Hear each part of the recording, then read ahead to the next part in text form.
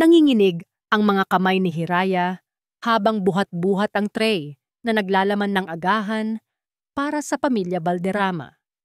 Hindi dahil sa bigat nito, kundi dahil sa bigat ng atmosfera sa loob ng mansyon na para bang anumang oras ay sasabog. Bawat hakbang niya sa makintab na sahig ay isang kalkuladong galaw, isang pag-iingat na huwag makagawa ng anumang ingay na maaaring maging mitya ng galit ng kanyang biyenan. Bilisan mo naman, Hiraya. 8:00 na. Hindi pa nakahain ang kape ko. Ano bang akala mo sa sarili mo? Bisita. Ang matinis na boses ni Konsolasyon, Valderrama, ay tumarak sa kanyang pandinig mula sa komedor. Opo, ma'am. Paparating na po. Mahinang sagot ni Hiraya habang pinipigilan ang paghinga. Bago pa man tumama ang mainit na likido sa puting bestida ni Konsolasyon, alam na ni Hiraya ang sasapitin niya. Isang maliit na pagkadulas lamang ng kanyang daliri sa gilid ng tasa, isang maling kumpas, at ang maitim na kape ay nag-iwan ng malaking mantsa sa mamahaling damit ng matanda. Natahimik ang buong silid. Maging si Lino, ang kanyang asawa, ay napatigil sa pagbabasa ng dyaryo. Ang katahimikan ay sinundan ng isang malakas na sigaw. Hayop ka! Walang silbi! Dumagundong ang boses ni Konsolasyon. Tignan mo ang ginawa mo! Alam mo ba kung magkano itong bestida na ito? Baka katumbas na ng buong pagkatao mo. Yumuko si Hiraya. Hindi magawang salubungin ang nag-aapoy na mga mata ng biyenan. Pasensya na po, ma'am. Hindi ko po sinasadya. Hindi sinasadya? 2 taon ka nang nakatira sa pamamahay na ito pero hanggang ngayon, kilos alila ka pa rin. Tatanga-tanga.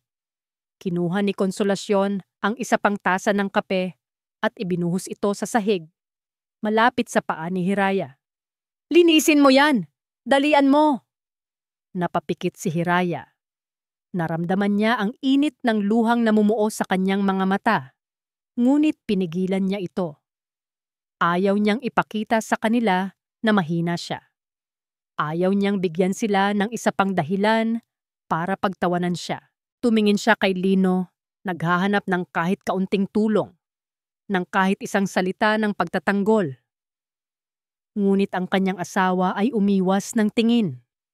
Walang emosyon nitong kinuha ang isang basahan mula sa kusina at iniabot sa kanya. Linisin mo na, Hira, para matapos na. Ang bawat salita ni Lino ay parang karayom na tumusok sa kanyang puso. Walang pagtatanggol, walang pakialam, tanging isang malamig na utos. Habang nakaluhod at pinupunasan ang natapong kape sa sahig, hindi niya maiwasang isipin ang dahilan kung bakit niya tiniis ang lahat ng ito. Naalala niya ang madilim na gabi 2 taon na ang nakalipas. Ang amoy ng nasusunog na gulong, ang tunog ng nababasag na salamin, at ang nakakasilaw na ilaw ng isang rumaragasang sasakyan. At pagkatapos ang kadiliman. Nang magmulat siya ng mata, nasa isang puting silid siya ng ospital. At ang unang muka na kanyang nakita ay ang muka ni Lino Baltasar. Sinabi sa kanya ng lahat na si Lino ang nagligtas sa kanya mula sa nagliliyab na kotse. Utang niya ang kanyang buhay dito. At dahil sa utang na loob na iyon, tinalikuran niya ang lahat para pakasalan ito. Sa pag-aakalang ang pagmamahal at pag-aalaga ay sapat na kabayaran. Kung si Mahalina lang sana ang naging asawa ni Lino, siguradong hindi ganito kagulo ang umaga ko. Patuloy ni Konsolasyon, ang pangalan na iyon ay laging ginagamit na panlait sa kanya. Si Mahalina, matalino, maganda, galing sa disenteng pamilya. Hindi katulad mo na hindi malaman kung saan nanggaling. Napatigil si Hiraya sa paglilinis. Mahalina. laging si Mahalina. Ang babaeng laging bukang bibig ng kanyang biyenan, ang aninong laging ikinukumpara sa kanya. Tapos na siyang maglinis. Tumayo siya at walang imik na naglakad palabas ng komedor, patungo sa hardin sa likod bahay. Kailangan niya ng hangin. Kailangan niyang makatakas kahit sandali lang. Ang hardin ang nagsisilbi niyang kanlungan. Ang amoy ng mga bulaklak at ang sariwang hangin ay bahagyang nagpapagaan sa kanyang dibdib. Ngunit ang kapayapaan na kanyang hinahanap ay agad ding nawasak. Mula sa kinatatayuan niya sa likod ng malaking puno ng mangga, narinig niya ang mahinang halakhak. Isang halakhak na pamilyar sa kanya. Ang malanding tawa ni Mahalina. Dahan-dahan siyang sumilip at doon, nakita niya ito. Nakita niya si Mahalina Gatchalian. Nakapulupot ang mga braso sa leeg ng kanyang asawa. At si Lino, ang lalaking pinagkakautangan niya ng buhay, ay nakapikit habang ang mga labi nito ay nakadikit sa mga labi ni Mahalina. Ang mga kamay nito ay nasa baywang ng babae. Hinihila ito palapit. Hindi iyon isang simpleng halik. Iyon ay isang halik na puno ng pagnanasa. Isang halik na pamilyar. Isang halik na matagal nang nangyayari. Nabitawan ni Hiraya ang basahan na hawak niya. Ang hangin ay tila ninakaw mula sa kanyang mga baga. Ang sakit na kanyang naramdaman ay hindi na katulad ng dati. Hindi ito ang sakit ng mga salita ni Konsolasyon. Ito ay isang sakit na tumagos hanggang sa kaibuturan ng kanyang kaluluwa. Isang sakit na sumira sa huling hibla ng pag-asang kanyang pinanghahawakan.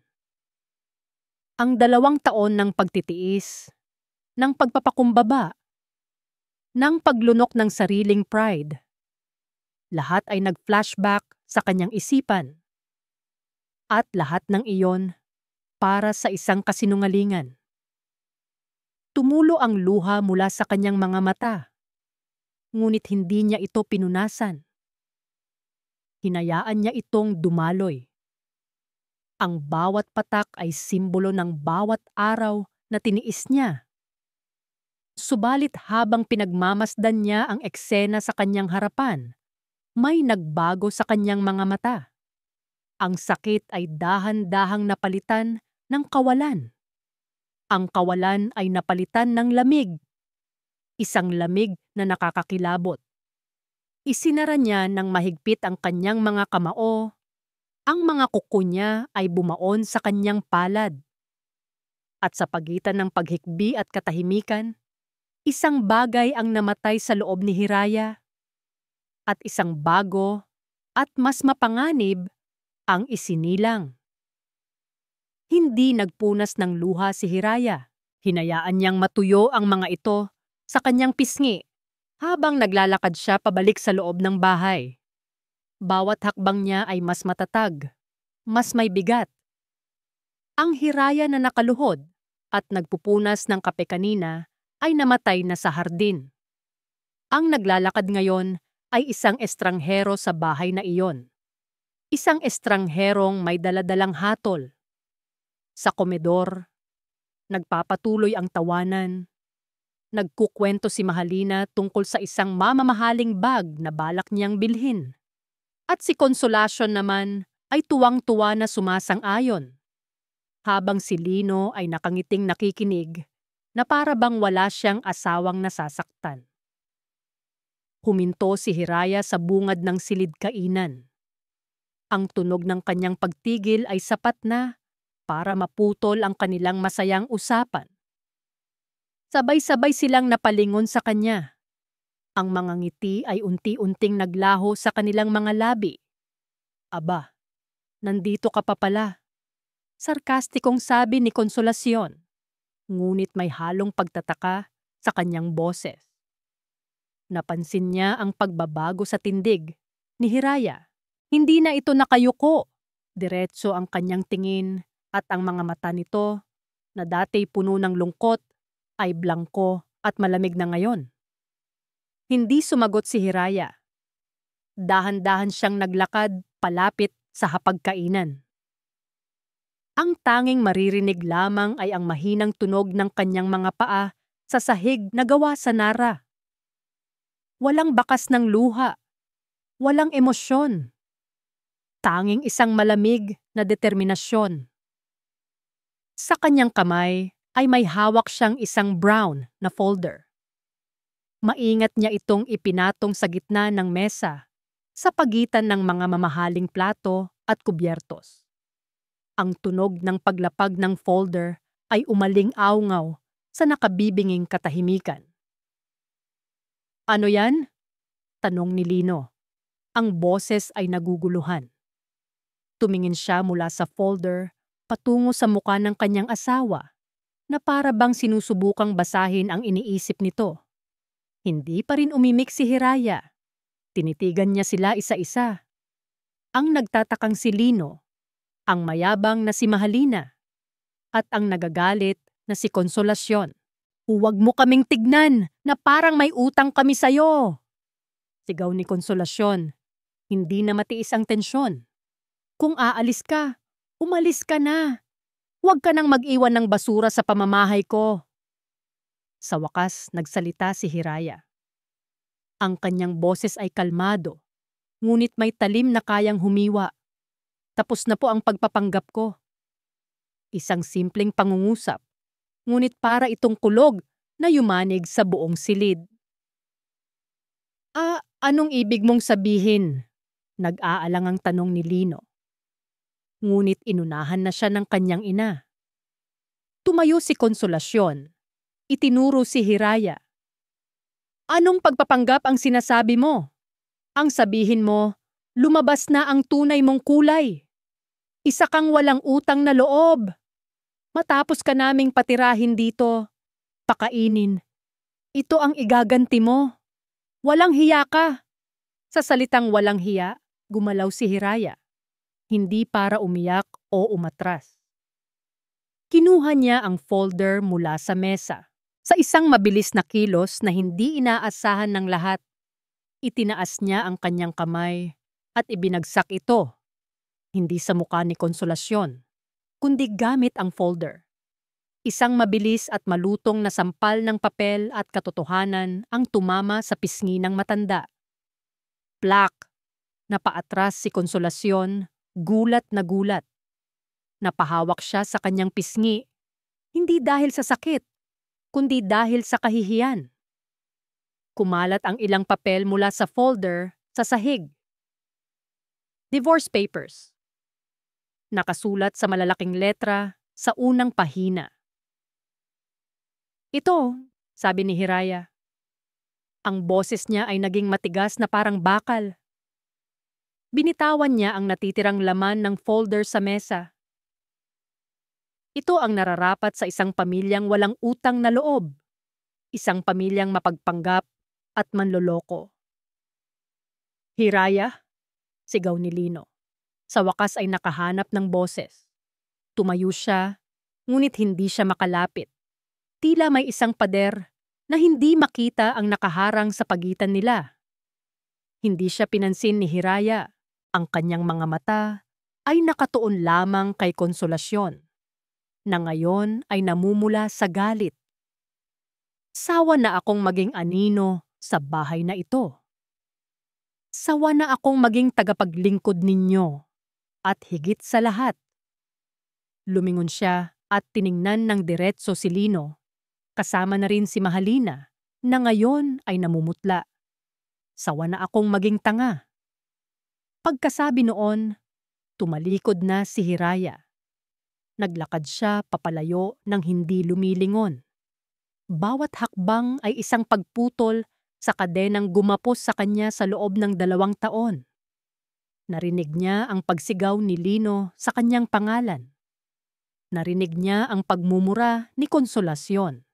Ngunit para sa kanya, ang mga iyon ay ingay na lamang na unti-unting humihina. Nang marating niya ang pinto, Huminto siya. Hindi siya lumingon, ngunit bahagya niyang iginalaw ang kanyang ulo para marinig siya ng lalaking iiwanan niya. Lino, sabi niya, at sa huling pagkakataon, may bahid ng awa sa kanyang boses. Awa para sa kahinaan nito. Simula bukas, matuto kang tumayo sa sarili mong mga paa. Pagkatapos ay tuluyan na siyang lumabas. Isinara ang pinto sa likuran niya. At kasabay nito, isinara na rin niya ang kabanata ng buhay niya bilang si Hiraya, ang martir na asawa ng mga Balderrama. Paglabas ni Hiraya sa tarangkahan ng mansyon ng mga Balderrama, doon niya naramdaman ang bigat ng kalayaan. Ang hangin ay tila mas malamig, ang langit ay tila mas malawak. Wala siyang dalang kahit ano maliban sa sarili niya at sa teleponong nasa kanyang bulsa. Sa unang pagkakataon sa loob ng 2 taon, wala siyang direksyon. Pumara siya ng taxi. "Saan po tayo, ma'am?" Tanong ng driver. Natigilan si Hiraya. Saan nga ba? Saan siya pupunta? At saka isang pangalan ang pumasok sa kanyang isip. Isang lugar na laging nagbibigay sa kanya ng kahit kaunting kapayapaan. Sa Dapit Hapon Cafe po, sa may San Isidro Heights. Ang Dapit Hapon Cafe ay isang maliit at tahimik na lugar na nakatago sa isang hindi gaanong mataong kalye. Ang pangalan nito, na nangangahulugang Dapit Hapon o Takip Silim, ay akmang-akma sa atmosfera nito. Isang lugar para sa pagtatapos at pagsisimula. Ang amoy ng bagong timplang kape at cinnamon ay sumalubong sa kanya. Isang malaking kaibahan sa amoy ng tensyon at galit na iniwan niya. Umupo siya sa isang sulok kung saan tanaw niya ang labas. At doon, naghintay siya. Ilang minuto lang ang lumipas. Bumukas ang pinto ng kafe at pumasok ang isang lalaking matangkad at may malumanay na ngiti. Si Alon de Villa. Ang kanyang matalik na kaibigan mula pa pagkabata. Ang nag-iisang tao na nakakaalam ng kanyang sikreto kahit hindi ang buong detalye. Nang makita siya ni Alon, agad na nabura ang ngiti nito at napalitan ng pag-aalala. Lumapit ito at umupo sa tapat niya. "Kira, anong nangyari? Bakit ka napatawag bigla?" Mahinahon nitong tanong. Hindi sumagot si Hiraya. Tumingin lang siya sa mga mata ni Alon at sa mga matang iyon, nakita niya ang totoong pag-aalala. Isang bagay na hindi niya kailanman nakita sa mga mata ni Lino. At dahil doon, ang pader na itinayo niya sa paligid ng kanyang puso ay nagsimulang magkaroon ng lamat. Ang mga luhang pinigilan niya kanina ay nagsimula na namang magbanta. Hindi na nagtanong pa si Alon. Inabot nito ang kanyang kamay na nasa ibabaw ng mesa at marahan itong hinawakan. Isang simpleng kilos, ngunit sapat na para tuluyang bumigay si Hiraya. Humagulgol siya. Hindi isang maingay na pag-iyak, kundi isang tahimik na pagbuhos ng lahat ng sakit, lahat ng pagtitiis, lahat ng pighati na kinimkim niya sa loob ng 2 taon. "Shh! It's okay," bulong ni Alon. "Nandito lang ako. Ilabas mo lang lahat." Nang humupa ang kanyang pag-iyak, kinuwento niya ang lahat. Ang natapong kape, ang mga masasakit na salita, at ang eksena sa hardin. Habang nagsasalita siya, nakikinig lang si Alon. Ang pagkakahawak sa kanyang kamay ay hindi bumibitaw, nagbibigay ng init at lakas. Nang matapos siya, umiling-iling si Alon. Bakas sa mukha nito ang pinaghalong awa at galit. Hindi niya alam kung anong sinayang niya, Hira. Hindi niya alam ang tunay mong halaga. Ang mga salitang iyon ay musika sa pandinig ni Hiraya. Iyon ang mga salitang gusto niyang marinig, ngunit hindi mula kay Alon. Dapat sana ay kay Lino. "Ang tanga ko, Alon!" sabi niya. "Ang boses ay paos. Nabulag ako sa utang na loob." Tumingin si Alon sa labas ng bintana, tila may malalim na iniisip. "Hira, may dapat kang malaman tungkol sa aksidente." Napatingin si Hiraya sa kanya. "Anong tungkol doon?" Nag-aalangan si Alon, ngunit sa huli ay nagsalita. "Nandoon din ako noong gabing yon, Hira. Nakita ko ang lahat." Napakunot ang noo ni Hiraya. "Ano? Bakit hindi mo sinabi?" "Nakita ko kung paano kanya inilabas sa kotse. Pagkatapos kong tawagan ang ambulansya at umalis para hindi na gumulo." Malungkot na sabi ni Alon. Akala ko magiging masaya ka sa kanya. At ang kaligayahan mo ang pinakamahalaga sa akin, kahit masakit." Isang bagong binhi ng pagdududa ang itinanim sa isip ni Hiraya. Bakit hindi ito nabanggit ni Lino?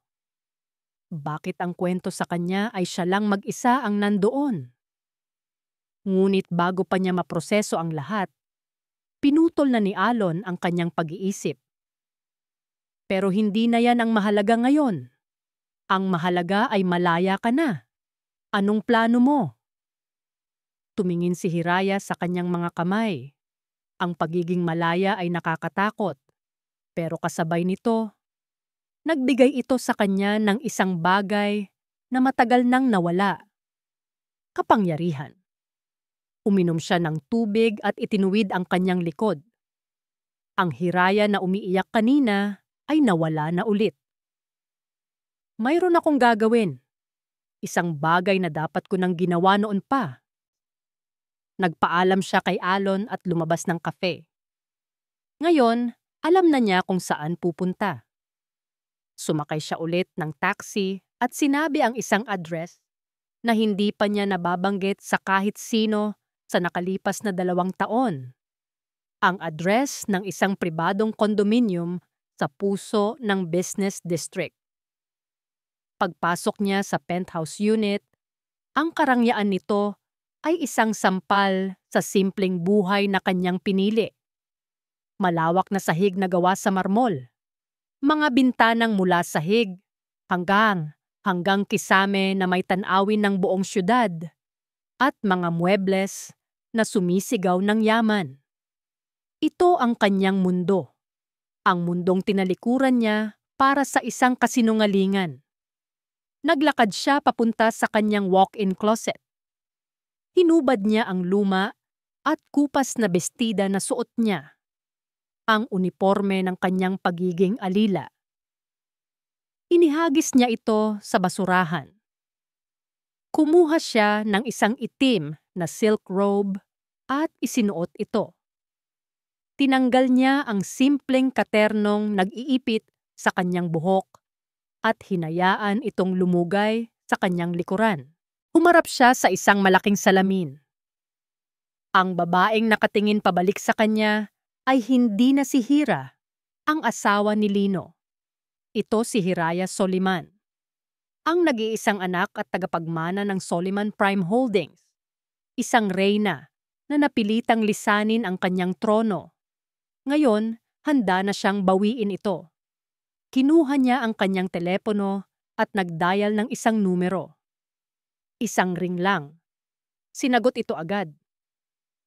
"Atty. Robles," sabi niya. Ang kanyang boses ay kalmado, ngunit puno ng awtoridad. "Miss Soliman, it's been a while. Is everything okay?" "Everything is perfect, attorney," sagot ni Hiraya, habang nakatingin sa nagliliwanag na syudad sa labas ng kanyang bintana. "It's me, Hiraya Soliman. Start the pullout." "The pullout, ma'am? You mean from Valderrama Textiles? All of it, maring sabi ni Hiraya. I want Valderrama Textiles on their knees by morning. Kinabukasan, gumising si Consolacion Valderrama na may ngiti sa labi. Para sa kanya, ang pag-alis ni Hiraya ay hindi isang kawalan, kundi isang paglilinis. Sa wakas, malaya na ang kanyang anak mula sa isang walang kwentang asawa. Ngayon, maaari na niyang itulak si Mahalina para kay Lino, isang mas perpektong partido. Nagpasya siyang mag-shopping para i-celebrate. Habang tinutulak ang kanyang cart sa isang high-end na grocery, pinuno niya ito ng mga imported na keso, mamahaling alak, at lahat ng uri ng luho. Ito ang buhay na nararapat para sa kanya. 212,000 pesos po lahat, ma'am, sabi ng cashier. Walang gana niyang iniabot ang kanyang gold credit card. Ngunit pagkatapos ipasok ng cashier sa makina, isang nakakairitang tunog ang narinig. Beep, beep, beep. Ma'am, declined po, sabi ng cashier, medyo nahihiya. Nawala ang ngiti ni Consolacion. Anong declined? Imposible. Baka sira yung makina ninyo. Ulitin mo. Inulit ng cashier ngunit pareho pa rin ang resulta. Declined po talaga, ma'am. Gusto niyo po subukan ng ibang card? Medyo nanginginig na ang kamay ni Consolacion. Inilabas niya ang isa pang platinum card. Declined. Isa pang card. Declined ulit. Ang mga tao sa likuran niya ay nagsisimula ng magbulungan. Ang kanyang muka ay namumula sa galit at kahihiyan. May problema ba dito, ma'am? Tanong ng store manager na lumapit. Walang problema. Lahat kayo dito mga inutil. Sigaw niya bago galit na iniwan ang cart na puno ng pinamili. Nagmamadali siyang lumabas ng grocery. Ang mga mata ng lahat ay nakatutok sa kanya, puno ng panghuhusga. Ito ay kagagawan ni Hiraya. Sigurado siya. Isang maliit at desperadong paghihiganti. Akala niya matatakot ako dito. Bulong niya sa sarili habang papasok sa kanyang kotse. Let's see who has the last laugh, you worthless girl. Habang si Consolacion ay napapahiya sa grocery, si Lino naman ay nasa impyerno sa opisina ng Valderrama Textiles. Ang karaniwang tahimik na umaga ay napalitan ng walang tigil na pagring ng mga telepono. Ang kanyang sekretarya ay hindi na malaman kung sino ang uunahing kausapin. Sir Lino, line 1 po, Senko Suppliers, naniningil na po sila para sa huling delivery. Sabi ng sekretarya, ang boses ay nanginginig. Line 2, ang bangko. Hinahanap po si Ma'am Consolacion. At may 3 iba pang suppliers na naghihintay. Pinipilit ni Lino na maging kalmado. Just tell them we'll call them back. Pumasok ang kanilang Chief Financial Officer, si Mr. David. Isang matandang lalaki na matagal nang nagsisilbi sa kanilang pamilya. Ang kanyang muka ay maputla at basang-basa ng pawis. Lino, may malaki tayong problema, sabi nito. Isinara ang pinto. Lahat ng accounts natin, frozen. May nag-utos ng immediate fund recall mula sa ating primary investor. Napaupo si Lino. Primary investor? Akala ko ba matagal na nating partner yan? Anong dahilan? Wala silang sinabing dahilan. Basta binawi na lang nila ang lahat. Lino, ang investor na ito ang bumubuhay sa kumpanya sa nakalipas na 2 taon. Without them, we are nothing. We will go bankrupt in a week. Ang salitang bankrupt ay tumama kay Lino na parang isang suntok sa sikmura. Sinubukan niyang tawagan si Hiraya. Ang kanyang mga daliri ay nanginginig habang dinidayal ang numero nito.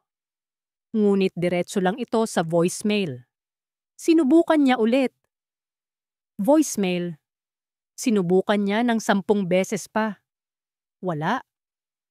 Ang huling sinabi nito sa kanya ay umaling-awngaw sa kanyang isipan.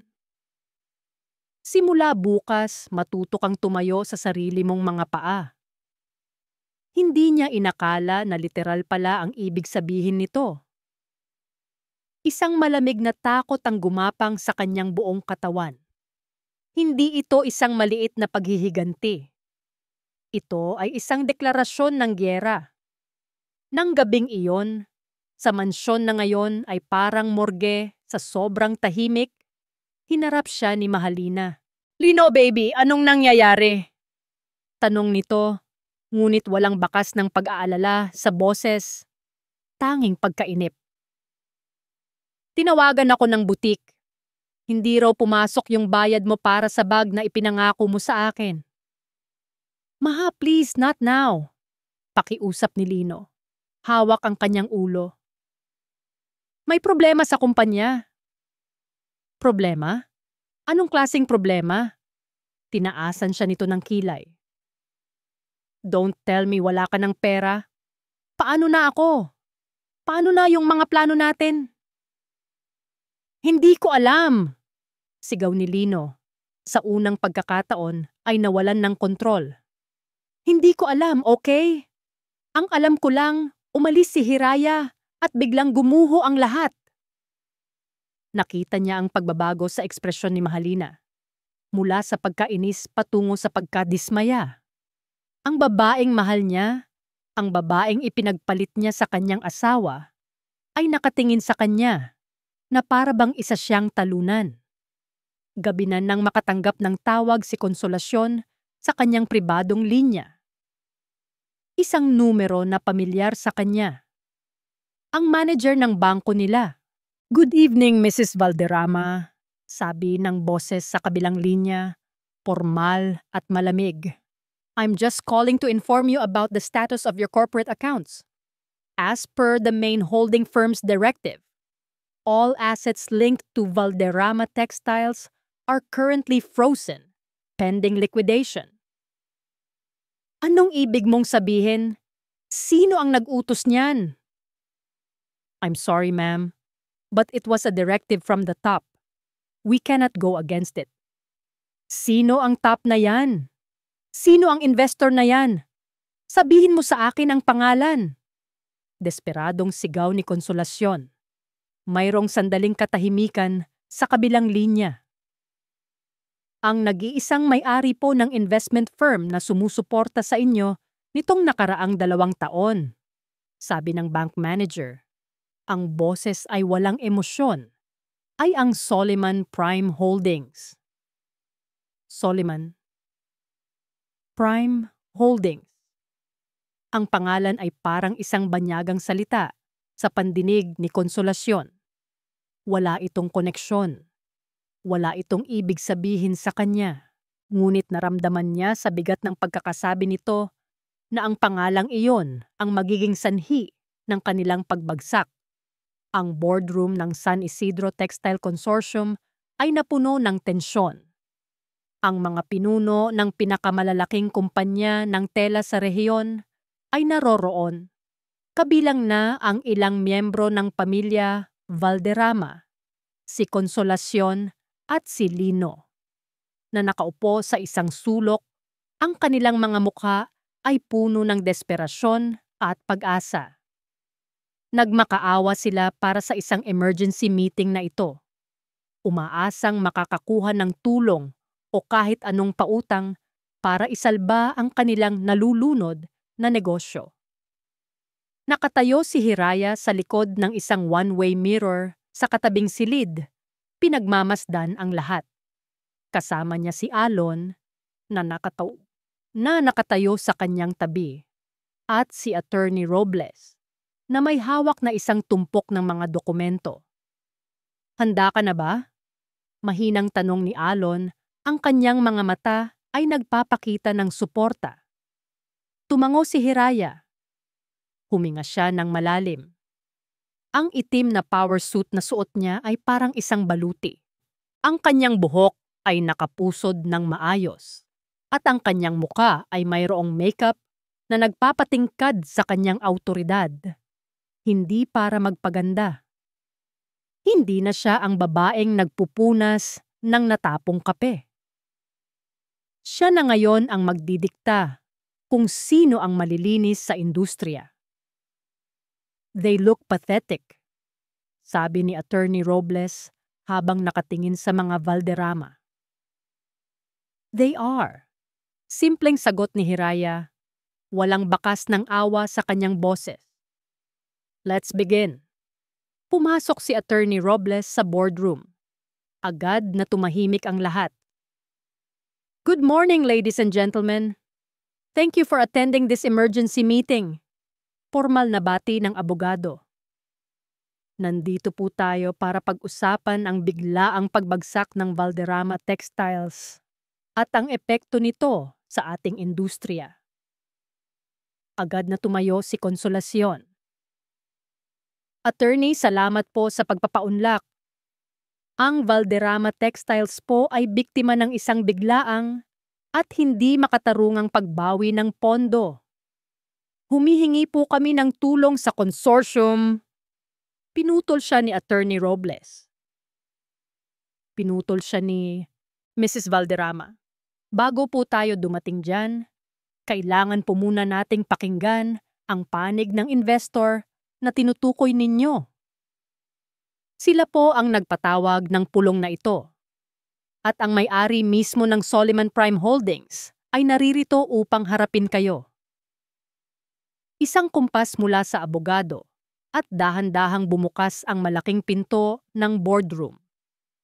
Lahat ng mata ay napako sa pintuan, nag-aabang sa pagpasok ng makapangyarihang tao na kayang magpabagsak ng isang kumpanyang dekada ng nakatayo.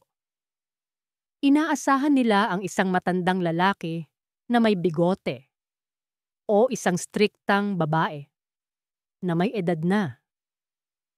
Ngunit ang pumasok ay hindi isa sa mga iyon. Ang pumasok ay isang babaeng bata pa, matangkad, at may tindig na puno ng kumpiyansa. Bawat hakbang niya sa loob ng silid ay may bigat. Bawat paggalaw ay may layunin. Napanganga ang lahat. Ngunit walang sino man ang mas nagulat kaysa sa mag-inang Valderrama. Nalaglag ang panga ni Consolacion. Ang kulay sa kanyang muka ay nawala. Napalitan ng isang maputlang maputla na anyo ng pagkabigla. Si Lino naman ay napatayo. Ang kanyang mga mata ay nanlalaki, hindi makapaniwala sa kanyang nakikita. Ang kanyang asawa, ang kanyang dating asawa, ang babaeng inalipusta nila, sinigawan, at tinuring na katulong, ay nakatayo ngayon sa harapan nilang lahat, hindi bilang isang talunan, kundi bilang isang mananakop. Si Hiraya. Naglakad si Hiraya patungo sa unahan ng mahabang mesa. Sumunod sa kanya si Alon, na tumayo sa kanyang likuran, isang tahimik na anino ng suporta at proteksyon. Good morning, bati ni Hiraya.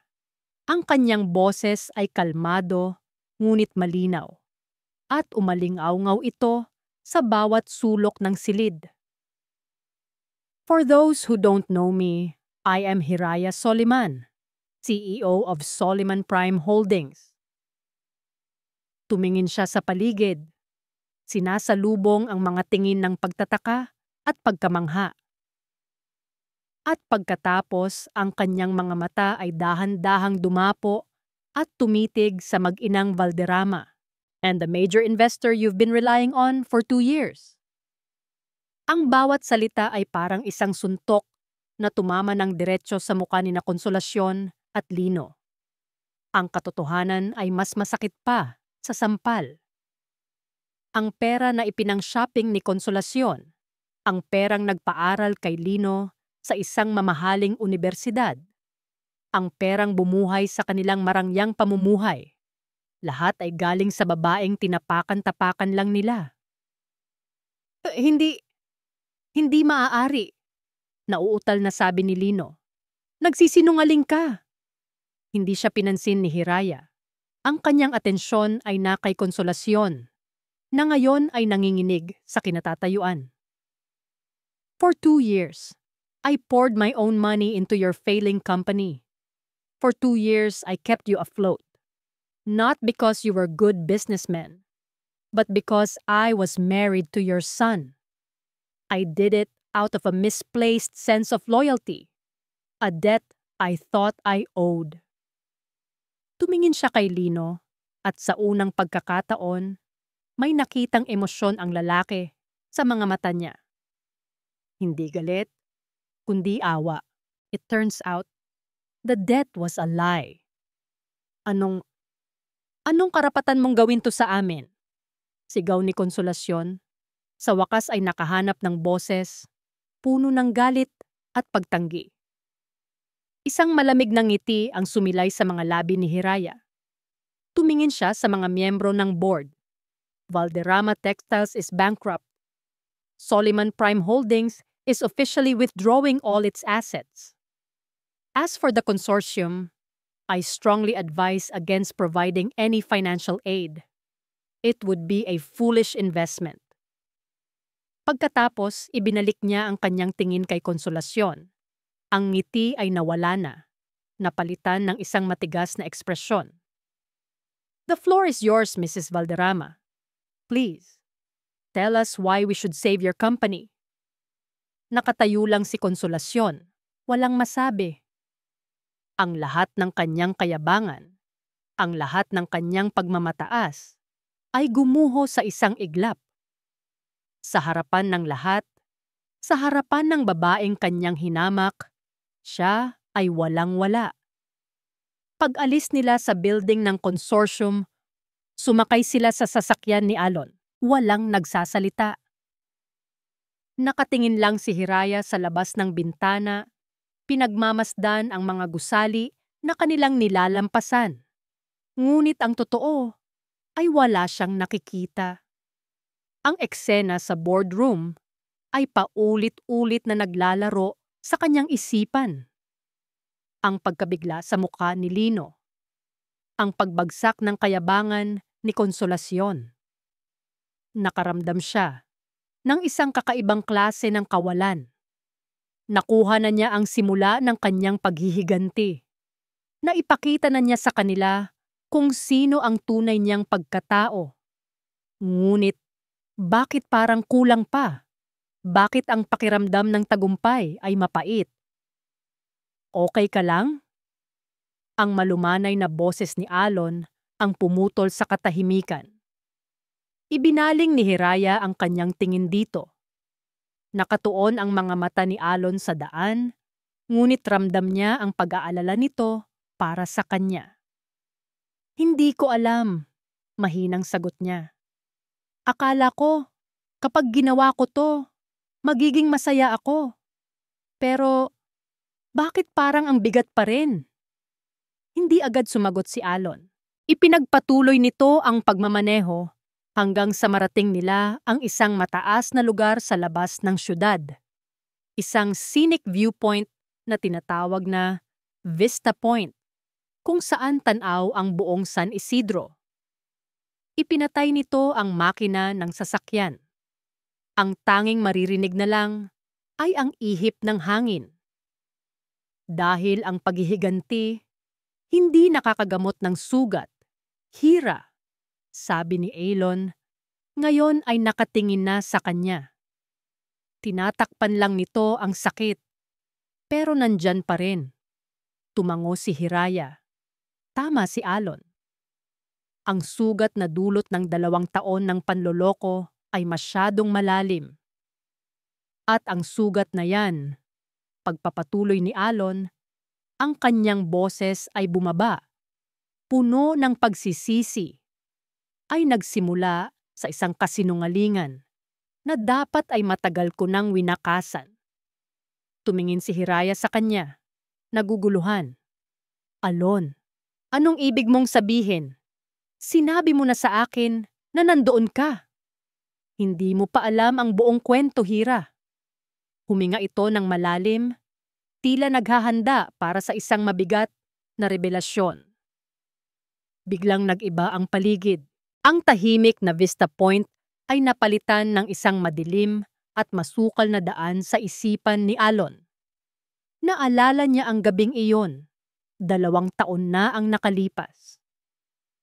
Papauwi na siya mula sa isang site visit nang makita niya ang isang kotse na umislide sa kalsada dahil sa biglaang pag-ulan.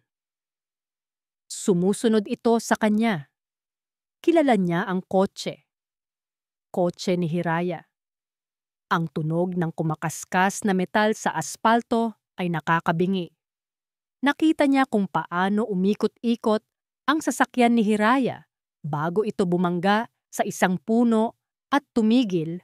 Ang unahan nito ay nakalambitin na sa gilid ng isang malalim na bangin. Walang pag-aalinlangan. Itinigil niya ang kanyang sasakyan at tumakbo palapit. "Hiraya!" sigaw niya, ngunit walang sumasagot. Nang sumilip siya sa bintana, nakita niya si Hiraya na walang malay. May dugo sa kanyang noo. Ang amoy ng gasolina ay malakas. Anumang oras, maaari itong mahulog o sumabog. Sinubukan niyang buksan ang pinto sa driver's side, ngunit nakajam ito. Sa sobrang desperasyon, kumuha siya ng isang malaking bato at binasag ang bintana sa gilid ng pasahero. Ang tunog ng nababasag na salamin ay umaling-awngaw sa katahimikan ng gabi. Maingat niyang inalis ang mga bubog sa gilid bago pumasok sa loob. Ang amoy ng gasolina ay masangsang at nakakahilo. Tinanggal niya ang seatbelt ni Hiraya na nakapulupot pa rin sa katawan nito. Maingat na para bang isang babasaging kristal, binuhat niya ito palabas ng sasakyan. Pagod at nanginginig ang kanyang mga braso, ngunit hindi niya ito ininda. Inilayo niya si Hiraya mula sa kotse. Dinala sa ilalim ng isang malaking puno.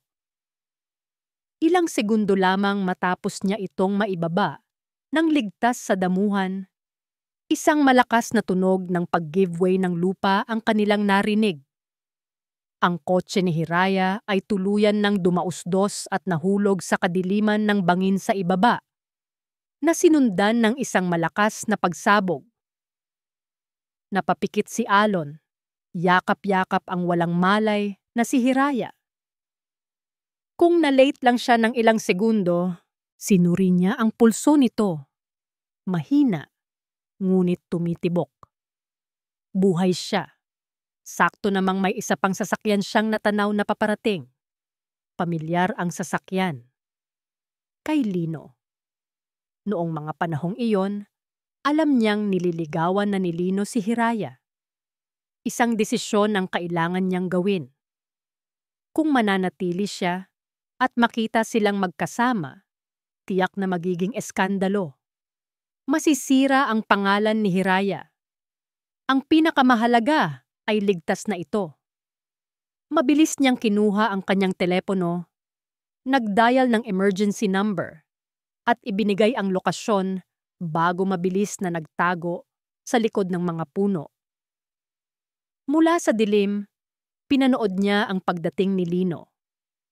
Nakita niya ang pagkagulat sa mukha nito, ang paglapit nito kay Hiraya, at ang pagtawag nito sa ambulansya. Isang tawag na ginawa na niya. Si Lino ang naabutan ng mga rescuers. Si Lino ang kinilalang bayani. At si Alon ay nanatili sa anino. Masaya na ligtas si Hiraya, ngunit may kirot sa puso dahil alam niyang ibang tao ang aani ng pasasalamat. Nakatitig lang si Hiraya kay Alon habang ito ay nagkukwento. Ang bawat salita ay parang isang pira-pirasong puzzle na sa wakas ay nabubuo. Ang utang na loob na naging pundasyon ng kanyang pagtitiis sa loob ng 2 taon ay hindi lang pala nailagay sa maling tao. Ito ay isang kwentong ninakaw. Hindi lang oportunista si Lino. Isa siyang sinungaling na magnanakaw ng kabayanihan. Bakit? Bakit hindi mo sinabi sa akin, Alon? Tanong ni Hiraya. Ang boses ay basag. Ang mga luha ay muling dumaloy sa kanyang mga pisngi. Ngunit iba na ang dahilan ng mga ito. Hindi na ito luha ng kalungkutan, kundi luha ng pagkaunawa sa isang napakalaking katangahan at isang napakalaking sakripisyo. Dahil nang magising ka, nakita ko kung paano kang ngumiti nang sabihin nilang si Lino ang nagligtas sa'yo. Malungkot na sabi ni Alon. Nakita kitang masaya sa kanya. At ang kaligayahan mo ang pinakamahalaga sa akin, kahit masakit. Kahit ang kapalit ay manatili lang ako sa tabi bilang kaibigan. Sa sandaling iyon, nagbago ang lahat. Tumingin si Hiraya kay Alon. Hindi bilang isang kaibigan, hindi bilang isang karamay, kundi bilang ang lalaking tunay na nagligtas sa kanya sa maraming paraan. Ang lalaking handang magparaya para sa kanyang kaligayahan. Ang lalaking tahimik na nagbabantay mula sa malayo. Dahan-dahang itinaas ni Alon ang kanyang kamay at pinunasan ang luha sa pisngi ni Hiraya. Ang kanyang paghaplos ay magaan at puno ng pag-iingat. Nagtama ang kanilang mga mata at sa katahimikan ng Vista Point, may isang bagong koneksyon na tsaka mamom na nabuo sa pagitan nila. Isang bagay na mas malalim pa sa pagkakaibigan. Ngunit ang sandaling iyon ay biglang pinutol ng pagring ng telepono ni Alon. Napakunot ang noo nito nang makita kung sino ang tumatawag.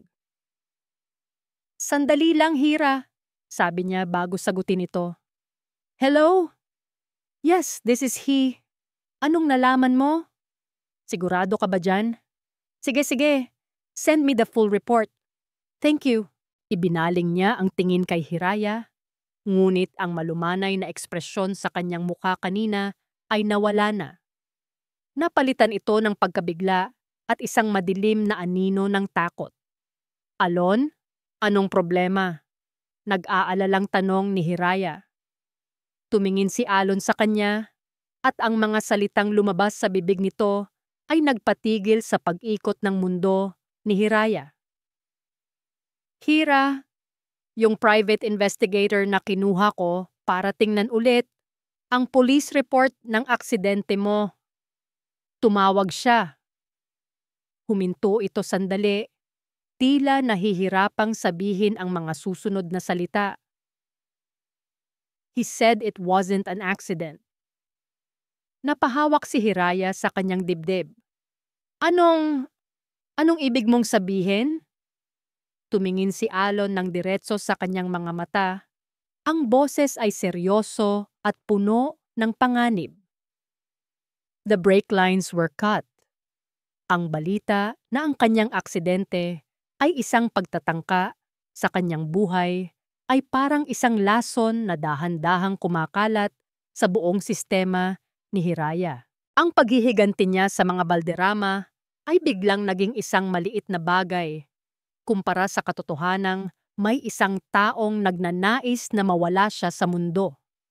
Nasa loob siya ng kanyang malawak na opisina sa pinakatuktok ng Soliman Prime Holdings Building. Ang salaming pader ay nagbibigay sa kanya ng tanawin ng buong syudad. Ngunit ngayon, ang syudad ay hindi na simbolo ng kanyang kapangyarihan, kundi isang gubat na puno ng mga nakatagong panganib. May lead na ba ang investigator? Tanong niya kay Alon sa kabilang linya ng telepono. Pinapadalhan na niya ako ng updates. May tinitingnan siyang mga business rivals ng papa mo noon. Don't worry, Hira. I'm on this. Hindi kita pababayaan, sagot ni Alon. Ang boses nito ay matatag at nagbibigay ng kahit kaunting kapanatagan sa kanya. Salamat, Alon. Hindi ko alam kung anong gagawin ko kung wala ka. Pagkababa niya ng telepono, pumasok ang kanyang executive assistant. Ma'am Hiraya, I'm sorry to interrupt, pero mayroon po kayong bisita na hindi nakaschedule. Ayaw pong umalis. Napakunot ang noo ni Hiraya. Sino? Sina Mr. and Mrs. Valderrama po.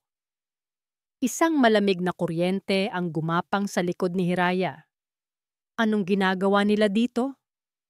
Ang kapal ng mukha nilang magpakita pa. Papasukin mo sila, utos niya. Ang boses ay walang emosyon. Ilang sandali pa, bumukas ang pinto. Pumasok si Konsolasyon at Lino. Ang itsura nila ay malayong-malayo sa dati. Ang mamahaling damit ni Konsolasyon ay gusot, at ang dating kayabangan sa kanyang mukha ay napalitan ng isang pilit na pagpapakumbaba. Si Lino naman ay mukhang hindi natulog ng ilang araw. Ang kanyang mga mata ay namumugto at ang kanyang balikat ay bagsak. Mukha silang mga pulubi na nagmamakaawa sa palasyo ng reyna. Hiraya, anak, simula ni Konsolasyon. Ang salitang anak ay parang lason sa pandinig ni Hiraya. Lumapit ito na para bang yayakapin siya. Ngunit itinaas ni Hiraya ang kanyang kamay, isang senyas para huminto ito. Huminto si Konsolasyon. Ang kanyang mga mata ay biglang napuno ng luha. Patawarin mo kami, Hija. Nagkamali kami. Nabulag kami sa pera, sa posisyon. Hindi namin nakita ang tunay mong halaga. Sumunod naman si Lino. Lumapit ito at sa harap ni Hiraya, dahan-dahang lumuhod. Ang lalaking dati tinatawag niyang asawa ay nakaluhod ngayon sa kanyang harapan. Ang mukha ay basang-basa ng luha. Hira, mahal ba? Patawarin mo ako. Humahagulgol nitong sabi. Alam kong wala akong kwentang asawa. Naging duwag ako. Nagpadala ako kay mama sa tukso. Pero maniwala ka, Hira. Ikaw pa rin. Ikaw pa rin ang mahal ko. Please, bigyan mo kami ng isa pang pagkakataon. Ayusin natin to. Nakatayo lang si Hiraya sa likod ng kanyang malaking mahogany desk. Pinapanood ang kanilang palabas. Nakinig siya sa bawat salita. Pinanood ang bawat patak ng kanilang pekeng luha. At wala siyang naramdaman. Walang awa, walang galit, tanging pagkasuklam. Paano sila nagkakaroon ng lakas ng loob na umiyak tungkol sa pera at nawawalang posisyon, samantalang siya ay nabubuhay sa katotohanang may gustong pumatay sa kanya? Ang kanilang drama ay isang insulto sa panganib na kanyang kinakaharap. Tapos na ba kayo? Tanong ni Hiraya. Ang boses niya ay kasing lamig ng hangin mula sa aircon. Natigilan sila. Tumingala si Lino. Ang pag-iyak ay biglang naputol. Tumingin si Konsolasyon. Naguguluhan. Tumayo ka, Lino, utos ni Hiraya. Hindi bagay sa'yo. Nakakahiya. Dahan-dahang tumayo si Lino. Napahiya. Naglakad si Hiraya palibot sa kanyang desk. Huminto sa harap nila. Tinitigan niya sila ng diretso. Ang paghingi niyo ng tawad ay hindi para sa akin, kundi para sa pera ko.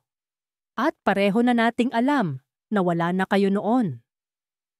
Hindi totoo yan, Hira. Git ni Lino. Hindi totoo? Isang sarkastikong tawa ang kumawala kay Hiraya. Talaga ba, Lino? Sabihin mo sa akin, kasama ba sa pagmamahal mo ang pagsisinungaling na ikaw ang nagligtas sa akin? Kasama ba doon ang pagnanakaw sa kabayanihan ng ibang tao para lang mapaibig ako?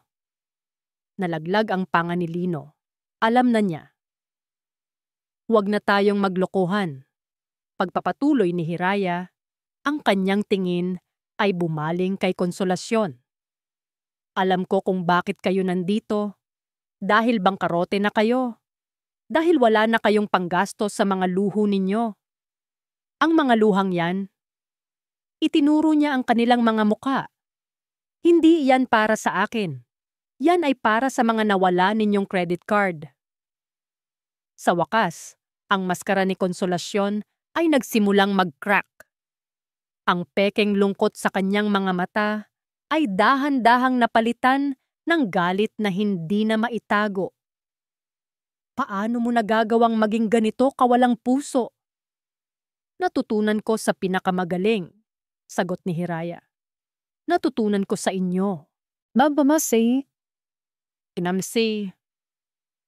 Tumalikod siya at pinindot ang intercom sa kanyang desk.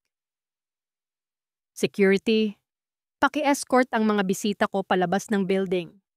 Hindi pa tayo tapos, Hiraya, sigaw ni Konsolasyon habang hinihila na siya ng mga gwardya. Oh, tapos na tayo, Geyang Valderrama. Matagal na. Kalmadong sagot ni Hiraya. Hindi na muling lumilingon. Habang papalabas sila ng pinto, narinig niya ang huling bulong ni Konsolasyon. Isang bulong na hindi para sa kanya, kundi para sa sarili nito. Isang pangako, isang sumpa. Kung hindi makuha sa santong dasalan, daanin natin sa santong paspasan. At sa mga salitang iyon, alam ni Hiraya na ang giyera sa pagitan nila ay nagsisimula pa lamang. Ngunit sa pagkakataong ito, hindi na ito tungkol sa pera. Ito ay magiging mas madugo at mas personal. Ang study room ni Alon ay nagmistulang war room. Ang isang malaking puting pisara ay puno ng mga pangalan, mga linya na nagkokonekta sa mga ito at mga larawan. Sa gitna nito ay ang larawan ni Hiraya. Sa tabi nito ay ang mga detalye ng kanyang aksidente. Kasama niya si Marco, ang pribadong investigador na kanyang kinuha. Isang dating pulis na may matalas na mata at maraming koneksyon. Ito na nga, Mr. De Villa, sabi ni Marco. Itinuturo ang isang pangalan ng korporasyon na nakabox sa pula. Viridian Dynamics. Ang pinakamalaking kalaban ng Soliman Prime Holdings, 10 taon na ang nakalipas. Sabi ni Alon, kinikilala ang pangalan. Exactly. Pagpapatuloy ni Marco. Isang linggo bago ang aksidente ni Miss Soliman, natalo ang Viridian sa isang multi-billion peso government contract. Ang nanalo? Ang Soliman Holdings, salamat sa isang last-minute presentation na pinamunuan ng ama ni Hiraya. It was a huge blow to Viridian. Maraming nawalan ng trabaho at ang kanilang CEO ay napilitang mag-resign. So it's about revenge? Tanong ni Alon, ang kanyang mga panga ay nagtiim. It's the strongest motive we have. At ito pa, sabi ni Marco. Inilapag ang isang folder sa mesa. Ang taong nagmamay-ari ng talyer kung saan huling dinala ni Miss Soliman ang kanyang kotse para sa maintenance ay may connection pala sa dating security head ng Viridian. At ayon sa aming source, ang lalaking iyon ay bigla na lang nag-abroad at hindi na bumalik isang araw pagkatapos ng aksidente. Lahat ng piraso ay nagtutugma. Ang galit, ang oportunidad, ang paraan. Hindi na ito isang simpleng kaso ng negosyo. Ito ay isang pagtatangkang pagpatay na binalak ng mabuti. Isang malamig na takot ang gumapang sa puso ni Alon. Akala niya, ang pinakamasamang kaaway ni Hiraya ay ang mga Valderrama. Ngayon, napagtanto niya na ang pamilyang iyon ay mga langgam lamang kumpara sa mga ahas na totoong gustong tumuklaw kay Hiraya. Kailangan niyang protektahan si Hiraya. Ano man ang mangyari, sa kabilang dako ng syudad, sa isang madilim at mabahong eskinita sa likod ng isang beer house, si Consolacion Valderrama ay nakikipag-usap sa isang lalaking may peklat sa muka at may madilaw na ngipin. Si Rico, isang information broker, isang buhaya sa lason na ilog ng impormasyon. Sigurado ka ba sa impormasyon mo? Tanong ni Consolacion. Sinusubukang itago ang panginginig ng kanyang boses. Ang lugar ay nakakadiri, ngunit ang desperasyon niya ay mas malakas kaysa sa kanyang pandidiri. Walang kasiguraduhan sa mundong ito, Ginang. Ngumisi si Rico. Pero ang impormasyon ko, malinis. May presyo nga lang. Walang imik na inabot ni Consolacion ang isang makapal na brown envelope na puno ng pera. Ang natitirang hiyas na naibenta niya. Ang huling alas niya. Kinuha ito ni Rico. Binuklat at sinilip ang laman at tumango ng may kasiyahan. Mula sa kanyang bulsa, kumuha siya ng isang maliit na sobre at iniabot ito kay Consolacion. Ayan, yan ang sagot sa problema mo. Isang litrato na mas mahalaga pa sa ginto.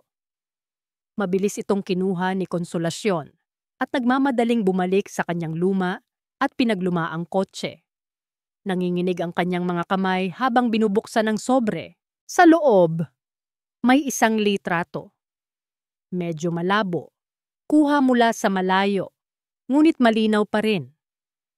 Isang lalaking nakatalikod. Nakayuko sa gilid ng kotse ni Hiraya. May hawak na kung anong gamit malapit sa gulong sa unahan. Kuha ito isang araw bago ang aksidente. Hindi naiintindihan ni Consolacion ang buong konteksto. Hindi niya alam na ito ay patunay ng isang krimen. Ang nakita lang niya ay isang sikreto, isang baho, isang kahinaan. Akala niya, baka ito ay isang lihim na karelasyon ni Hiraya o isang ilegal na transaksyon na ginanakom na ginagawa nito. Ano man ito, sigurado siyang ayaw ni Hiraya na malaman ito ng publiko. Isang demonyong ngiti ang sumilay sa kanyang mga labi. Ang mga mata niya ay nag-apoy sa pananabik. Hindi na siya ang talunan. Hindi na siya ang nagmamakaawa. Hawak na niya ang baraha, ang alas. Akala mo natalo mo na ako? Bulong niya sa sarili habang tinititigan ang larawan ni Hiraya sa kanyang telepono. Hindi mo alam kung sino ang kinalaban mo, Hiraya Soliman. Kinuha niya ang lilang litrato, pinikturan, at sinimulan niyang itype ang mensahe na magiging simula ng panibagong bangungot para sa babaeng sumira sa kanyang buhay. Kailangan nating doblehin ang seguridad mo, Hira, sabi ni Alon sa telepono. Ang boses ay puno ng pag-aalala.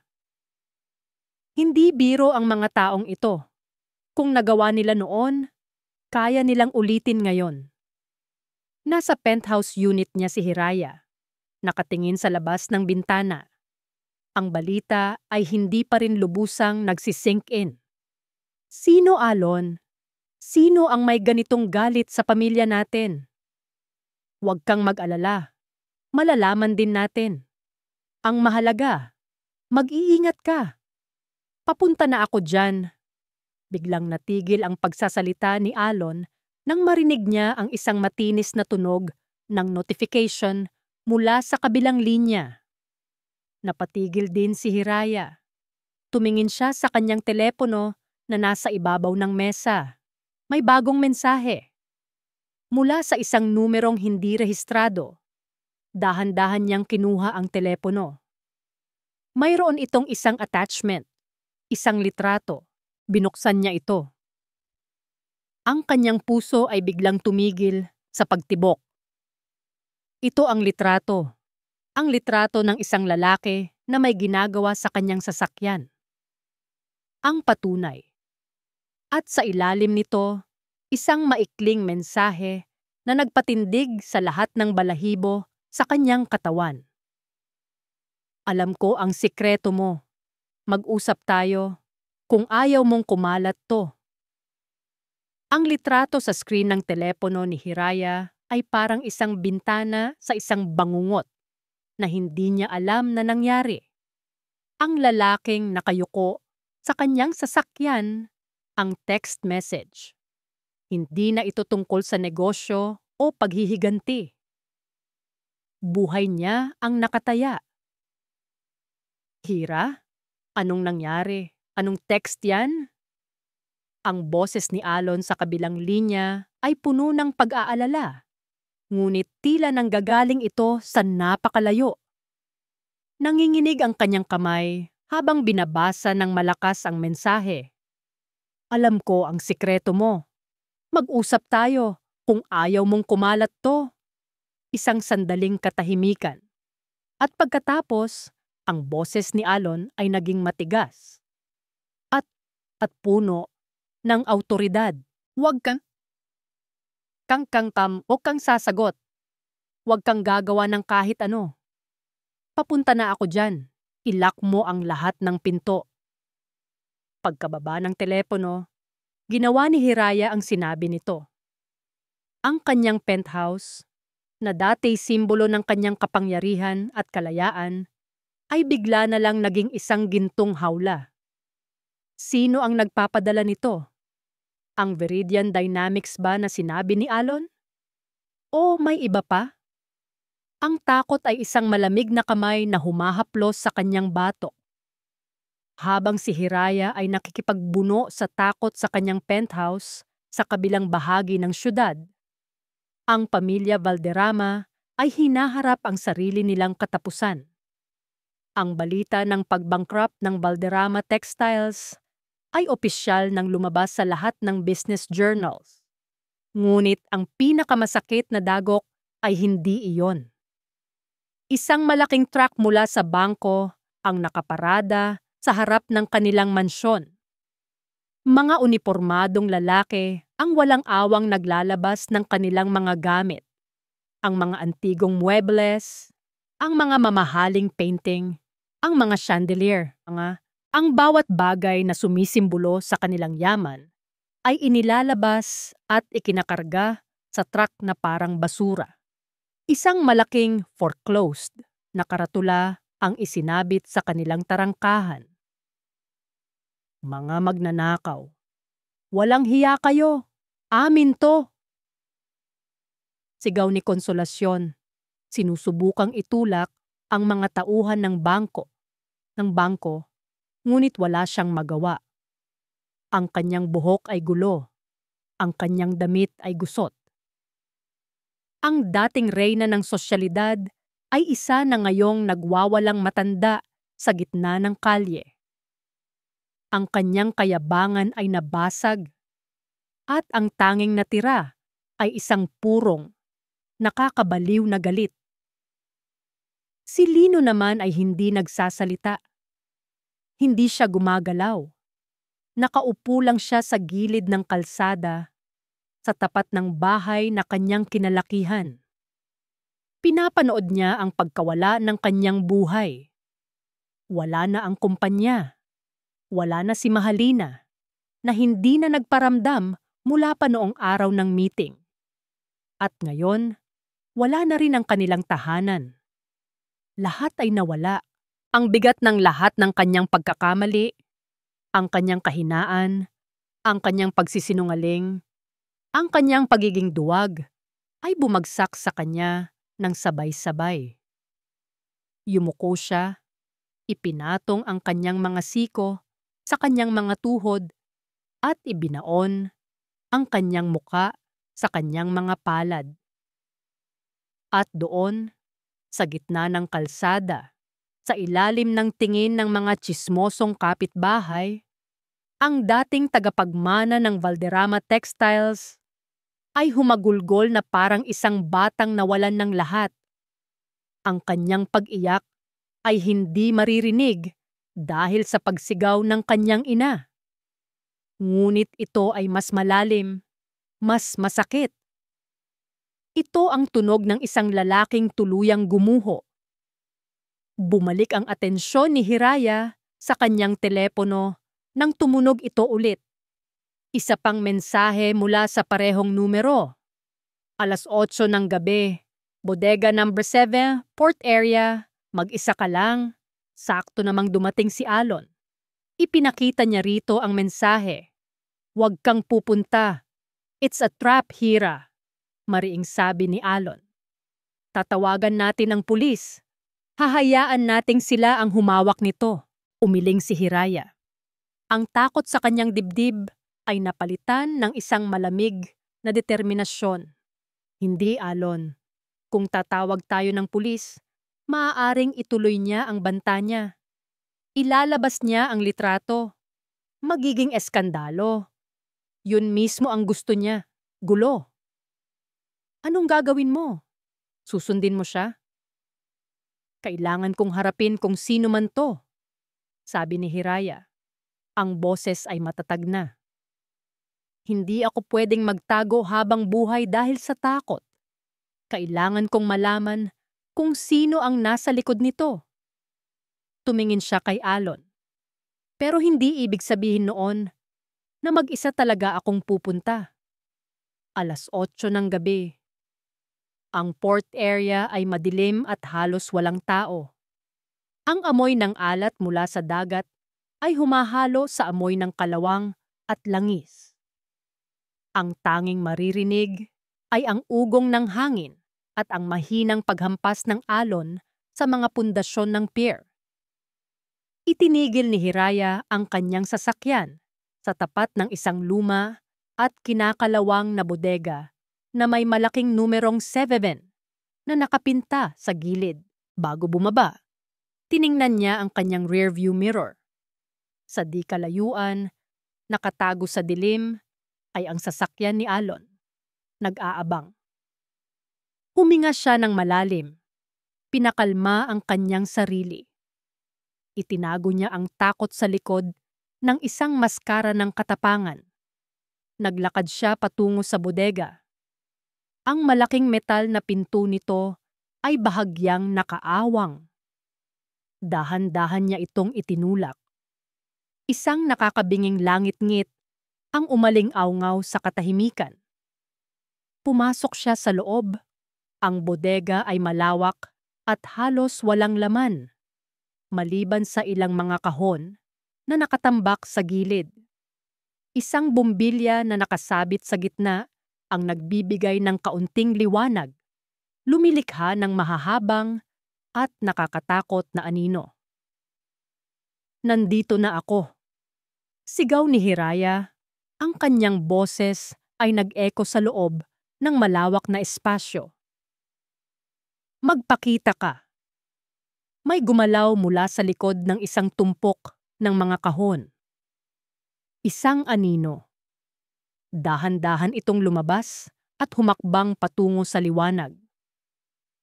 Inaasahan ni Hiraya na isang lalaki mula sa Viridian Dynamics o isang hired killer. Ngunit ang taong humarap sa kanya ay ang huling taong inaasahan niyang makita sa lugar na iyon. Ang kanyang buhok ay magulo, ang kanyang damit ay marumi, at ang kanyang mga mata ay nanlilisik sa galit at tagumpay. Si Consolacion Valderrama. Isang baliw na ngiti ang sumilay sa mga labi nito.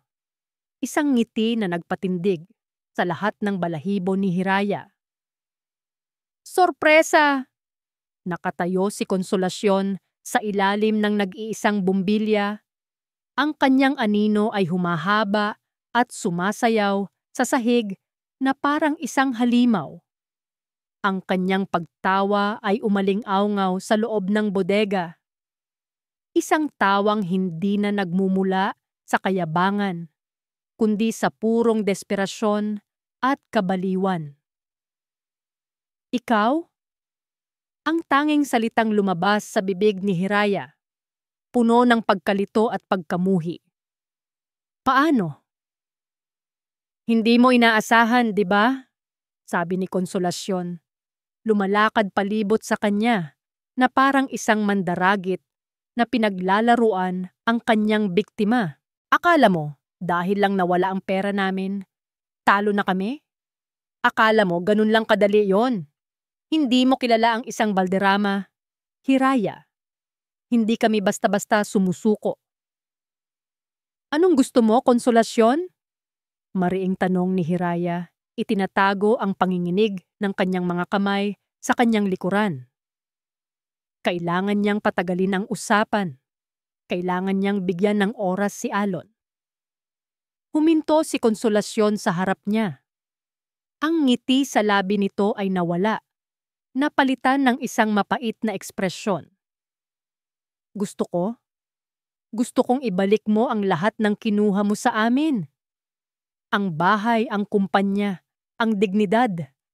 Pero alam kong imposible na yon. Kaya, magkakasya na lang ako sa pera. Pera? Pagkatapos ng lahat, pera pa rin?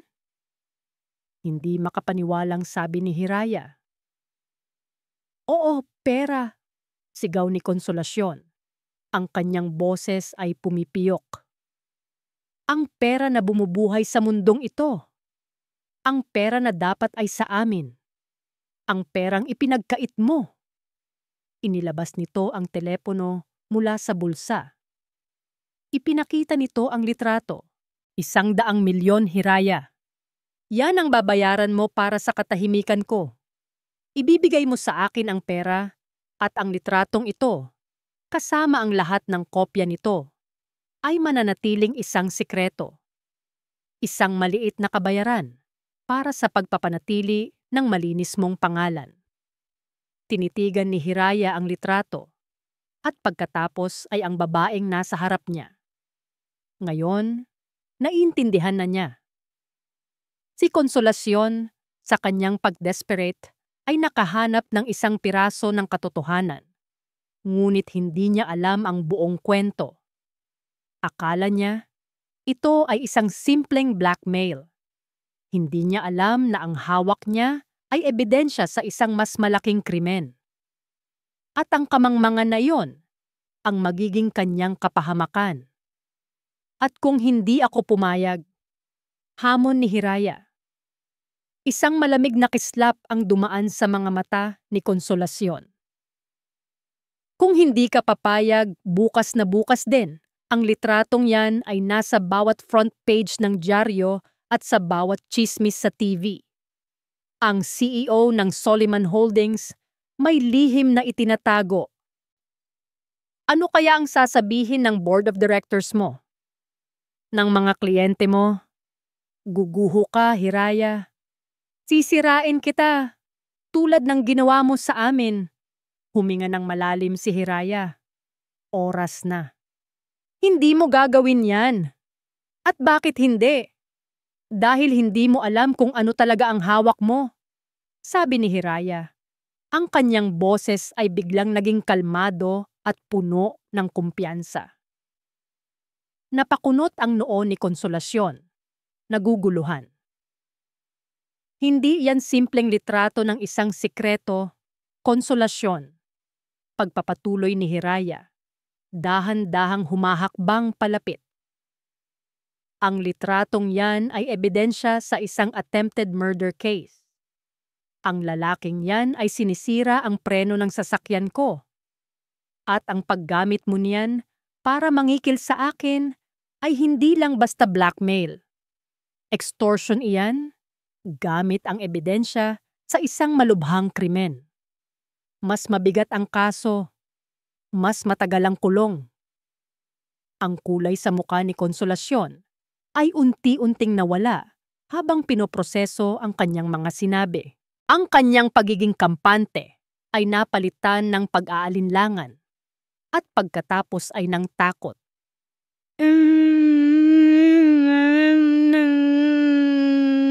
Nagsisinungaling ka.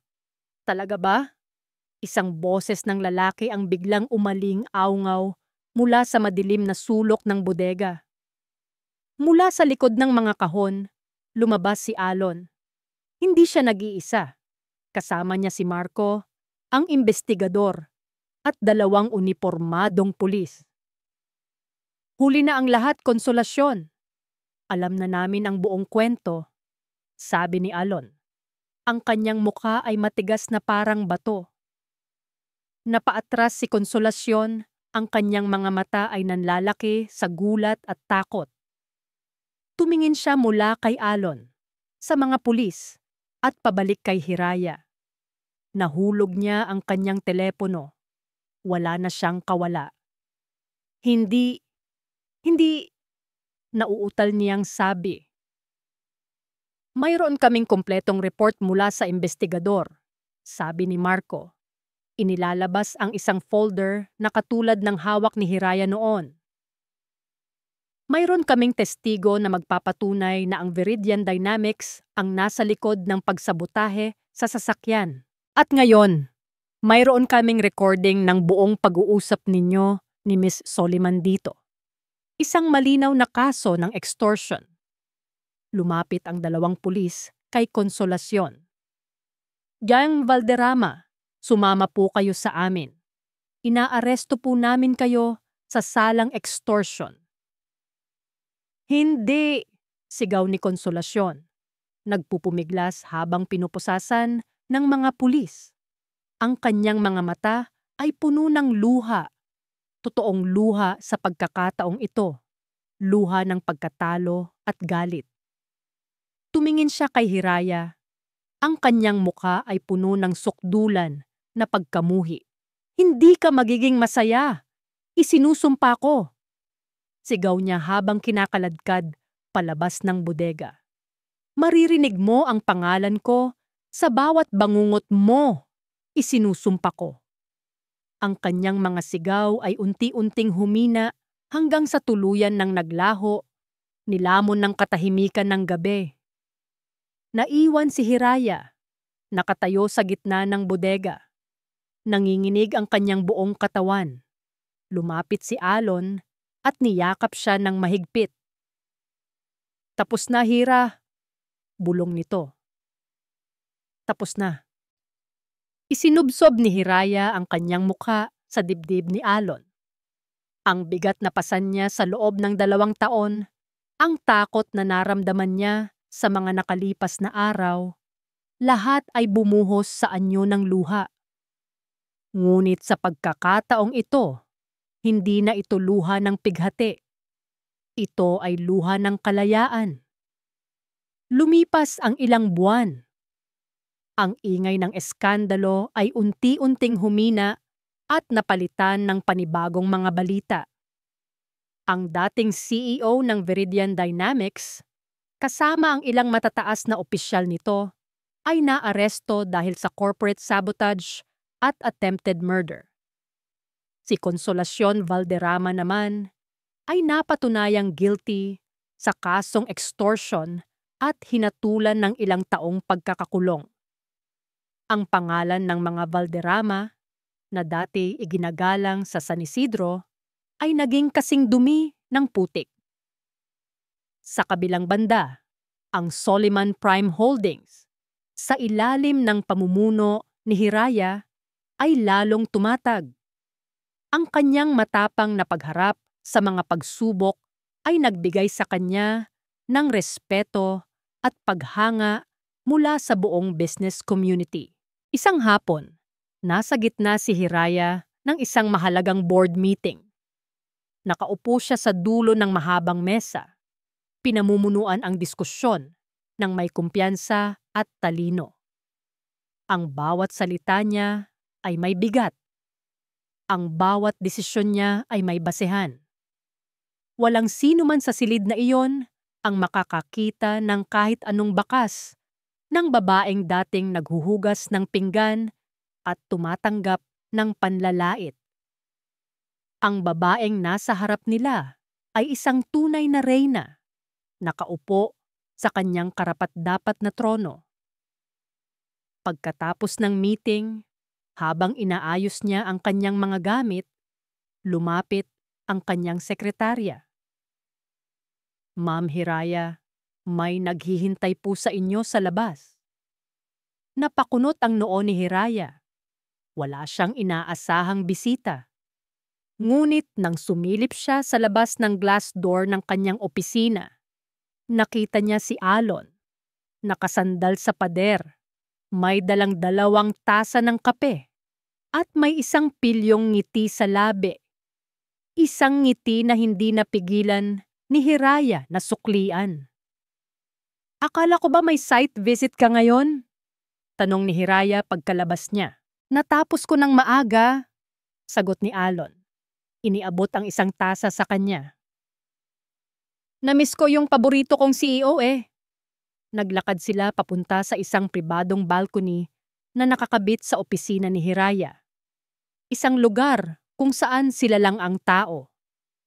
Mula doon, tanaw nila ang paglubog ng araw na nagpipinta sa kalangitan ng kulay kahel at lila. Kamusta ka na? Tanong ni Alon. Ang boses ay malumanay.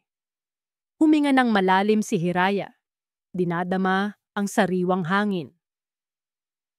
Okay na ako, Alon. Totoo. Parang sa wakas, nakakahinga na ako ng maluwag. Tumingin siya dito. Salamat sa lahat. Hindi ko alam kung malalagpasan ko ang lahat ng ito kung wala ka. Kahit kailan, Hira, hindi mo na kailangang dumaan sa kahit ano nang mag-isa. Nandito na ako, sabi ni Alon. Inilapag nito ang kanyang tasa ng kape at dahan-dahang kinuha ang mga kamay ni Hiraya. Nandito na tayo. Nagtagpo ang kanilang mga mata.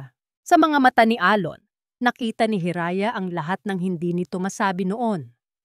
Ang mga taon ng pag-ibig na tahimik, ang pag-aalala, ang sakripisyo. At sa mga mata ni Hiraya, nakita ni Alon ang isang bagong simula. Isang puso na, kahit nasugatan, ay handa ng muling matutong magtiwala at magmahal. Hira, simula ni Alon. Ang boses ay halos isang bulong. Sa loob ng maraming taon, pinanood lang kita mula sa malayo. Nirerespeto ko ang mga desisyon mo kahit na nasasaktan ako. Pero ngayong malaya ka na, ayoko nang maging anino lang sa buhay mo. Hinigpitan nito ang hawak sa kanyang mga kamay. Hiraya Soliman, mahal kita. Noon pa man. At kung papayagan mo ako, gusto kong ipakita sa iyo araw-araw kung ano ang tunay na kahulugan ng pagmamahal. Isang pagmamahal na nag-aalaga, nagpoprotekta, at hindi kailanman manloloko. Ang mga luhang namuo sa mga mata ni Hiraya ngayon ay hindi na dahil sa sakit, kundi dahil sa purong kaligayahan. Isang kaligayahan na akala niya ay hindi na niya muling mararamdaman. Hindi siya sumagot gamit ang mga salita. Sa halip, dahan-dahan siyang lumapit, tumingkayad, at pinagdikit ang kanilang mga labi.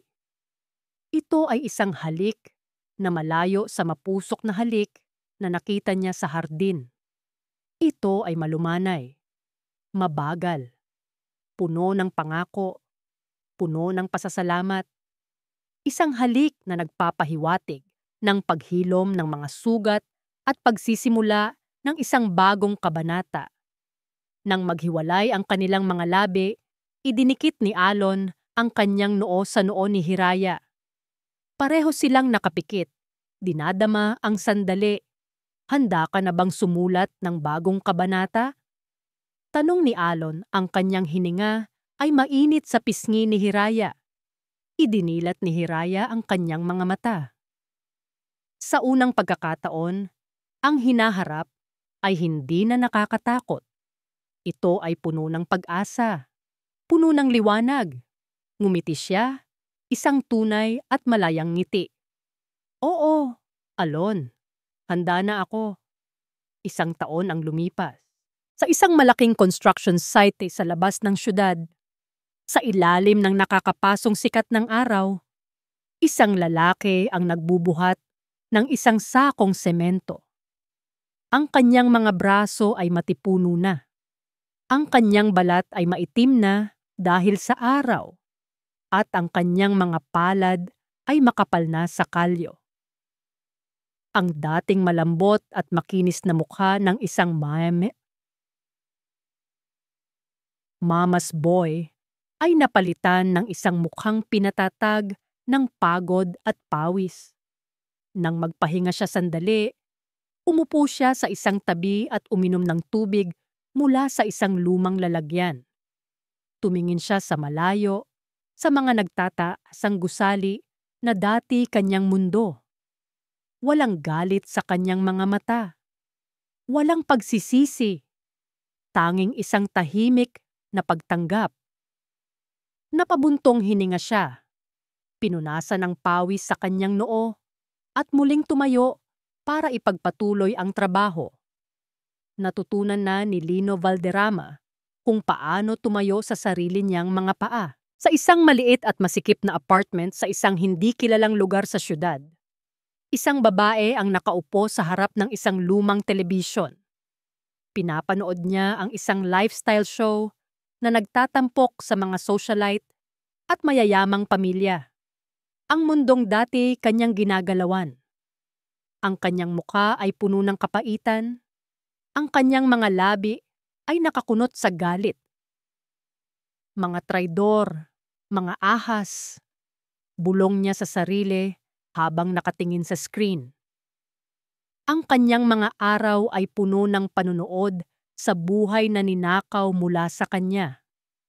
Nakakulong siya hindi lang sa maliit na apartment na iyon, kundi sa isang kulungan na gawa sa sarili niyang galit at panghihinayang. Si Consolacion Valderrama ay nabubuhay, ngunit ang kanyang kaluluwa ay matagal nang namatay. Habang ang anino ng nakaraan ay nananatili sa kanila, sa ibang dako ng San Isidro, ang liwanag ng isang bagong simula ay sumisikat. Sa Dapit Hapon Cafe, sa paboritong sulok kung saan nagsimula ang lahat, magkatabing nakaupo sina Hiraya at Alon. Ang ginintuang sinag ng papalubog na araw ay tumatama sa kanilang mga mukha, nagbibigay ng isang mainit at payapang aura.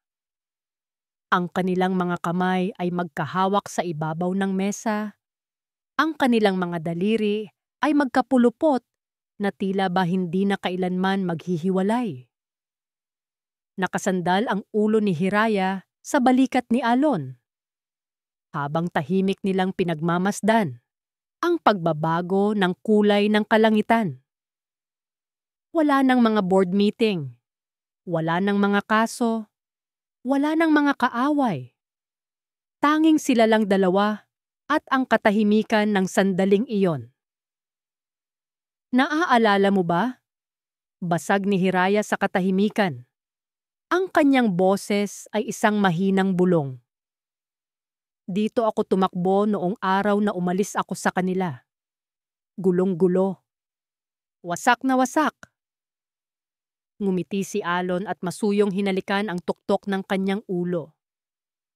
Naaalala ko, at naaalala ko rin na kahit gaano ang itsura mo, ikaw pa rin ang pinakamagandang babae na nakita ko. Isang mahinang tawa ang kumawala kay Hiraya. Bolero. Mahina niyang sabi, kahit na may halong tuwa, pero salamat.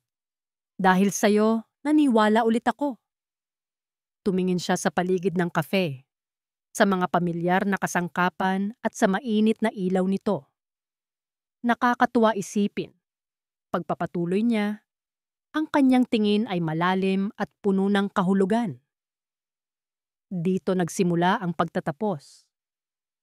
Hinawakan ni Alon ang kanyang baba at marahan itong iniharap sa kanya. Pagtatapos ng lahat ng sakit, bulong nito. Pagtatapos ng lahat ng kasinungalingan. Tinitigan niya ito ng diretso sa mga mata. Ang kanyang pagmamahal ay buong buo at walang pag-aalinlangan.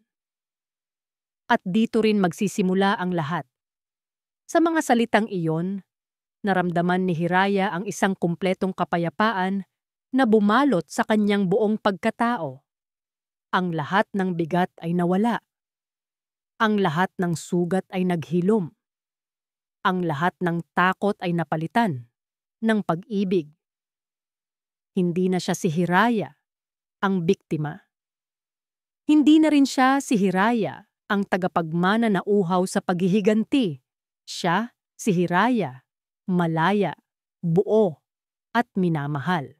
Magkasama nilang pinanood ang huling piraso ng araw na lumubog sa abot-tanaw, hudyat ng pagtatapos ng isang mahabang gabi at ang pangako ng isang napakagandang umaga. At dito po nagtatapos ang kwento ng ni Hiraya sa kanyang paglalakbay mula sa sakit patungo sa paghilom. Isang kwentong nagpapaalala sa atin na ang tunay na halaga natin ay hindi nasusukat sa kung paano tayo magtiis, kundi sa kung paano tayo bumangon at piliin ang sarili nating kaligayahan. Ang utang na loob ay sagrado, ngunit hindi ito dapat maging isang kadena na pipigil sa atin na lumaya at mahalin ang ating sarili. Ang tunay na pag-ibig ay hindi nanghihingi ng sakripisyo ng iyong pagkatao. Ito ay ang nagbibigay sa iyo ng lakas para mas maging buo. Maraming salamat po sa inyong walang sawang pagsubaybay sa ating kwento. Sana po ay may napulot kayong aral at inspirasyon mula sa buhay ni Hiraya at Alon. Ano po ang masasabi ninyo sa ating kwento? At anong klaseng mga kwento pa po ang gusto ninyong marinig mula sa aming channel? I-comment nyo lang po sa ibaba at asahan ninyong babasahin namin ang lahat ng iyan. Hindi dito nagtatapos ang ating paglalakbay. Marami pa pong kwentong kasing ganda at mas puno ng aral dito sa aming channel. Kung nagustuhan nyo ang kwentong ito, i-like, i-share sa pamilya at mga kaibigan, at mag-subscribe na rin para lagi kayong updated sa mga susunod pa naming kwento. I-click nyo ang notification bell para kayo ang unang makarinig kapag may bago kaming upload. Pagpalain po kayo ng Panginoon, kayo, at ang inyong buong pamilya. Hanggang sa muli, Sweet Kilig, PH.